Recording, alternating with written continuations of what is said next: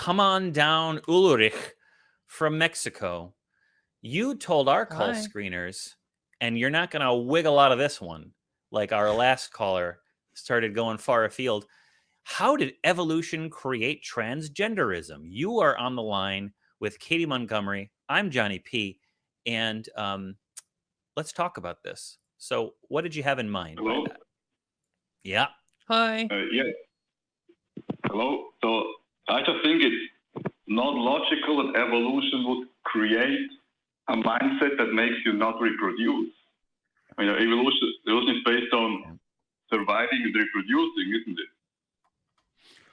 Yeah, well, I think that's a very simplistic understanding of like how evolution directly works. I mean, well, actually, the first point I'm just going to make is I don't like the word transgenderism. I would say, how has evolution resulted in trans people? Because transgenderism implies it's a belief system, and we know it's not. But if we look at other animals, there are actually loads of other animals which produce members of that species which don't themselves reproduce. And I think a really obvious example is ants. Often in ants, you would just have one queen in a colony and then a handful of males and then millions of workers who don't reproduce themselves.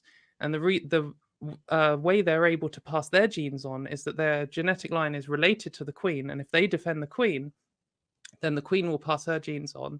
And that is how the species continues. So and it's not just insects that do that. And I think another relevant example is meerkats. Often in meerkat colonies, you will only have one female which reproduces, and all of the other females are there just to look after and sometimes even suckle meerkat young, which don't even belong to them. And their genetic lines are less similar than ants are. So ants are often all clones of the queen, whereas that's not the case in meerkats. But the way their society works means that in order for the best survival for the genes, they have to work together and only have one reproducing couple. So I think you need to look at, I mean, this isn't rare. This is very common across, the animal kingdom to a huge extent, where lots of members of the species don't directly pass on their genes by having sex. But I think it's also relevant and important to point out that not every single characteristic of an animal is necessarily evolutionary selected for to create an advantage. All it really needs to do is not create a significant enough disadvantage that the species gets outcompeted. And in the case of trans people, potentially it could be an evolutionary benefit. Potentially it could be evolutionary neutral, or it could be like an evolutionary accident. Not that I want to ascribe any kind of purpose or motive to or anything like that. But it could just be something that happened. It could be a byproduct of another feature that we did evolve, which did benefit us, and it's not caused a big enough issue that it's just not been evolved out of our like lineage. I think like to compare it to so for example, we know that something we call gender identity, but kind of an awareness of what sex you are, is something that lots of animals have, or probably all of them.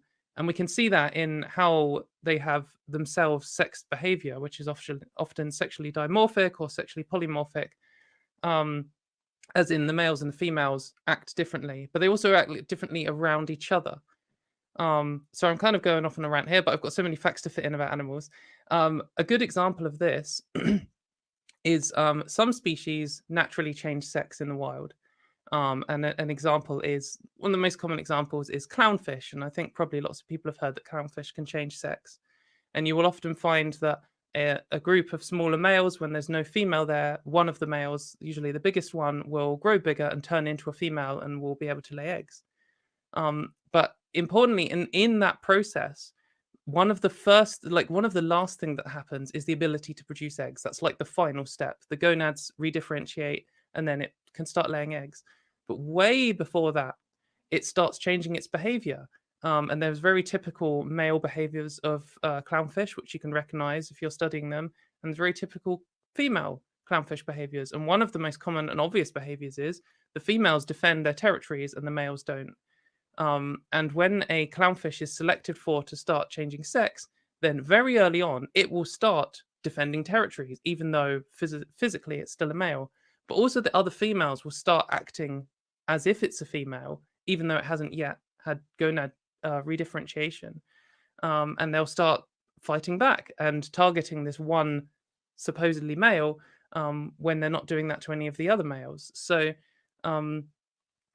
they have an awareness of what sex they are, and often animals have an awareness of each other's sex. And this kind of internal awareness, you could argue that's what gender identity is. And I think there's probably more to it than that, and it's probably complicated. But like at a basic level, it makes sense that we would have that, and maybe just sometimes it doesn't go the way that it does most of the time. I don't want to say go wrong, because like saying wrong implies there's a right, and there's no such thing in evolution. It just whatever happens.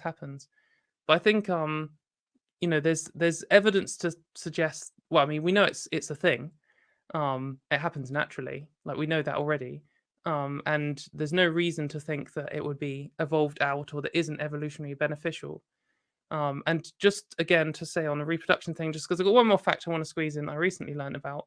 And people often made the same arguments about gay people. They would say, well, gay people can't be evolutionary, they can't have evolved because they don't pass on their genes. That's the same argument. And we've already kind of addressed that with ants. But in some animals, gay sex is the majority of the sex they have. For example, bonobos are a very social animal, and they're one of our closest relatives. And they have a matriarchy rather than a patriarchy like chimps and humans. So that means that the females are generally in charge and make all the decisions. And when females meet each other, rather than fighting or anything like that, they just go and have sex.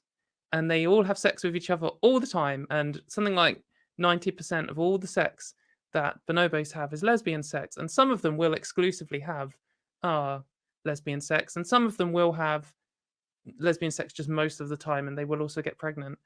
But the reason this happens is because it builds social bonds.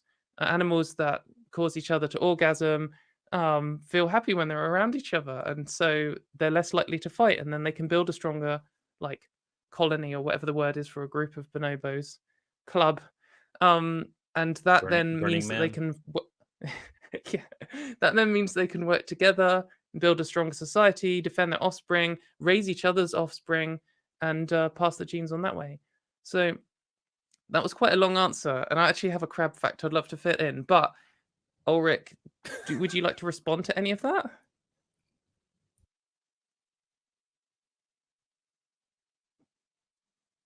I don't think so. Okay, all right. Wait, I'm going to get my crab fact before we move on. Yeah, get your crab fact in there. Because not only am I going to get my crab fact in, I'm going to say something potentially speculatively transphobic, and everyone can be really offended. No, so there's several different types of crab which have different behaviors for the males and the females. So the females have a little pouch on their underside where they lay all the eggs, and when the eggs get to a certain level of maturity, they climb to the top of rocks underwater. And the males never do this because it's dangerous, because if you go to the top of a rock, you'll get eaten by a fish. But the female crabs climb to the top of a rock, and then they open up their little pouch, and then they use their arms to flick out the eggs, and the eggs are hatching out, and all of their offspring and larvae goes and spreads all over the sea and becomes plankton, and then finally turns into crabs. And that's like a key part of their process. However, there is a parasite, which is actually a type of barnacle, which infects crabs, and it hijacks that mechanism. So when it gets inside a female, it goes down and it eats her gonads and replaces them with its own, and then lays its eggs in the female's pouch. And then when she senses that they're at the level of maturity, she climbs to the top of the rock and then uses her claws to spread out the parasite's larvae instead. So just totally hijacks the whole process. However, if a barnacle ends up inside a male crab, then you'd think, oh no, it's stuck, because the male crabs don't do this behavior. They don't have an egg pouch.